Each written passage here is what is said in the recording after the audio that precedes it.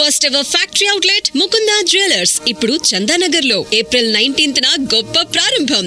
ట్రైలర్లో చూసినప్పుడు మీరు నిద్రలో ఉన్నప్పుడు ఒక కళతో నైట్ మేల్కుంటారు, వాట్ ఎవర్ అది సీక్వెన్స్ కంటిన్యూస్. సో అట్లా నిజ జీవితంలో కూడా ఎప్పుడన్నా ఏదో ఒక బ్యాడ్ డ్రీమ్తో మీరు ఉలిక్కిపడి లేచిన సందర్భాలు ఉన్నాయా? Lot of times. I think 3 days ago also had a moment, not మరి అంత డ్రమాటిక్గా కాదు, బట్ నిద్రలోంచి మేల్కోవడం బేసికలీ. దట్ అంటే ఏముండింది కళలో? నాకు సరిగ్గా గుర్తులేదు. ఐ థింక్ ఏదో బాగా వర్షం పడుతున్నట్టు సంథింగ్ ఏదో అండ్ మునుగుతున్నట్టు సంథింగ్ అట్లాంటిది ఏదో వచ్చింది. It was like that. ఎందుకంటే అది ఎప్పుడైనా నిజమైందా అలా జరిగినవేమన్నా? నేనే కానీ నేను చెప్పను అది.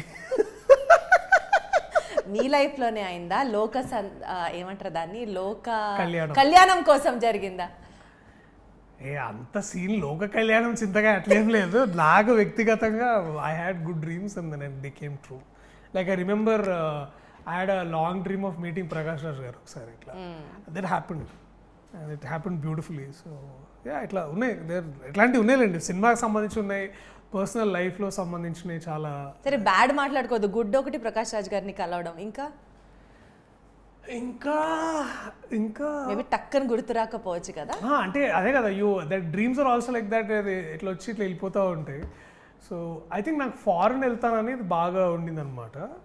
ఐ థింక్ అట్లా నేను దట్ డ్రీమ్, నేను ఒకసారి లండన్ వెళ్ళి అక్కడ అప్పుడు మా నాన్న వాళ్ళ ఫ్రెండ్స్ కొంతమంది లండన్ నుంచి వచ్చారు. ఆ కళ వచ్చింది నాకు. అండ్ దెన్ ఆ కళ వచ్చిన 1 yearకి నేను I was in London shooting for తొలి ప్రేమ. సో అట్లాంటి కొన్ని సో కళ్ళు వచ్చిన నిజాలు అవుతున్నాయి అన్నమాట. అంటే or maybe I'm working towards that to make it happen. అదొకటి మీరు you always add it, I know. ఈ సినిమా మ్యూజిక్ గురించి మాట్లాడితే వివేక్ సాగర్స్ గారి మ్యూజిక్ అబ్సల్యూట్గా సినిమా ఫ్లేవర్కి సింక్ అయింది అన్నట్లుగా. లైక్ ఫర్ ఎగ్జాంపుల్ సారంగో సారంగా సాంగ్ కానివ్వండి, సంచారి పాట కానివ్వండి. అంటే మ్యూజిక్ ఈ సినిమాకి పర్ఫెక్ట్గా సింక్ అని ఎందుకన్నాను అనంటే, ఆ ట్రైలర్ చూసిన కాసేపు తర్వాత మేము కూడా సారంగో యూనో ఆ హమ్ చేసుకోవడం లాగా సింక్ అయిపోతుంది ఆ సినిమా గుర్తున్నంత వరకు. అలా అన్ఇంటెన్షనల్గా ఏ పాట పాడతారు మీరు ఈ సినిమా పాటల్లో? Sanchari is my favourite song. And నాకు అంటే దాంట్లో డెప్త్ చాలా చాలా చాలా నచ్చుతుంది నాకు. అంటే అఫ్కోర్స్ సారంగో ఇస్ లైక్ మంచి పెపీ నంబర్, నైస్ అనిపిస్తుంది. కానీ బట్ సంచారి నాకు it's my personal favourite. Wonderful. It is like it will go long way with me అని నాకు అనిపిస్తుంది. అదేమో విన్న ఎమ్మటే నేను ఆ మ్యూజిక్, ఓపెనింగ్ మ్యూజిక్కే అన్న Vivek this is gonna be kilo man అనుకున్నాం. చాలా బాగుంది that song. Sanchari is my favourite. And also shooting for Sanchari was very nice అనమాట. అంటే we had Dinesh master doing all the songs for us. Sanchari was like wow. Auspicious టైమింగ్స్ని maintain చేస్తూ ప్రతిదానికి ముహూర్తాలు చూసుకుంటూ మేబీ జాతకం పట్ల ఎక్కువ ఇంట్రెస్ట్ ఉన్న ఒక వ్యక్తి ఎలా ఉంటాడు అన్నది సారంగపాణి జాతకంలో మీ క్యారెక్టర్ పోర్ట్రే చేసే విషయం. నిజ జీవితంలో do you also believe in those timings? ఈ టైంకి లేవాలి, నల్లపిల్లి ఎదురవ్వకూడదు, నథింగ్ లైక్ దాట్. అసలు మీకు ఎలాంటి sentiments, rituals, practices? I have sentiments అండి, ఐ హావ్ సెంటిమెంట్స్. బట్ నేను ఏమంటున్నా అంటే, లైక్ ఫర్ ఎగ్జాంపుల్ ఇందాక పెళ్లి దాటింది అంటారు కదా, దాని పని అది పోతూ నేను నా పని మీద పోతున్నా అన్నట్టు ఫీల్ అవుతుంది. ఎదురైనప్పుడు శవం ఎదురు రాకూడదు టైప్స్లో. ఇట్స్ నేను ఏమంటా అంటే, నాకు ఒక I remember one of my therapist once was saying that the more I give in time and thought for negative energy, it is more possible that is going to happen. This is some laws of the nature. It's called the Murphy's law. Yeah. Correct. So the Murphy's law is basically ఇది it's most likely మీరు చెడ్డదేదైనా negative ఎనర్జీకి మీరు ఎక్కువ దాని మీద thought ఇచ్చి time గడిపితే అది డెఫినెట్లీ అయ్యే ఛాన్సెస్ ఎక్కువ ఉంటాయని దాని అర్థం. సో చాలా ఎక్కువ సార్లు, అంటే నాకు బాగా గుర్తు, ఫర్ ఎగ్జాంపుల్ లెట్సే నాకు ఇంకా మా అమ్మ అప్పుడప్పుడు ఇట్లా అమ్మగాళ్ళే కానీ ఐ థింక్ ఒకసారి కెమెరా ముందు పూజ చేస్తున్నప్పుడు తుమ్మినా ఒకసారి. అయ్యో సార్ మీరు తుమ్మారా? ఏం కాదు, తుమ్మితే ఏమైనా, తుమ్మిన అమ్మలో పోయి షార్ట్ చేసుకుంటాం అంతే కదా. So it's like that, it's all in your head. Darshi గారు, మీరు ఒకవేళ యాక్టర్ అయి ఉండకపోతే మీరు ఒక లైఫ్ కోచ్ కోర్స్ ఏమైనా చేశారా? అదే ఇదే వద్దనేది.